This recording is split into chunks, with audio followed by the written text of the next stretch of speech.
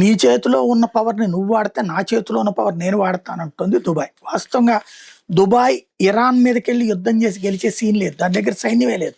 ఎట్లా యుద్ధం చేసి గెలుస్తది? కాసిన ఆయుధాలేవో ఉన్నాయి. అయి పేల్చేస్తే దీపావళి బాణాసంచలాగా పూర్తయిపోతాయి. అంత తప్పించి ఏం చేయలేదు. అయితే దుబాయ్ మీదన ఎడతెరిపి లేకుండా దాడులు చేస్తుంది ఇరాన్. వాస్తవంగా ఇరాన్ చేసిన అత్యధిక డ్రోన్లు ప్రయోగం గాని, అత్యధిక మిస్సైళ్ల ప్రయోగం గాని దుబాయ్ మీదనే చేసింది. దుబాయ్‌లో పెను విధ్వంసం సృష్టించింది.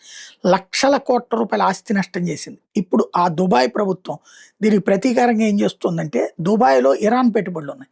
ఇరాన్ మీద అమెరికా ఆంక్షలు పెట్టాక ఇరానీ పారిశ్రామికవేత్తలు, ఇరాన్ అపర కోటీశ్వరులు, ఈవెన్ ఇరాన్‌కి సంబంధించిన ఖొమైనీ బ్యాచ్ అందరూ కూడా తమ పెట్టుబడులన్నీ తీసుకొచ్చి దుబాయ్‌లో పెట్టారు.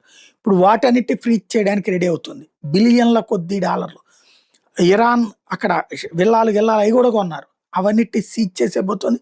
బ్యాంక్ అకౌంట్స్, ఇన్వెస్ట్మెంట్స్, హోల్డింగ్స్ అన్నీ కూడా సీజ్ చేస్తామని చెప్పి ప్రకటించింది. తద్వారా ఇరాన్‌కి అతిపెద్ద సంక్షోభం సృష్టిస్తామని చెప్తుంది.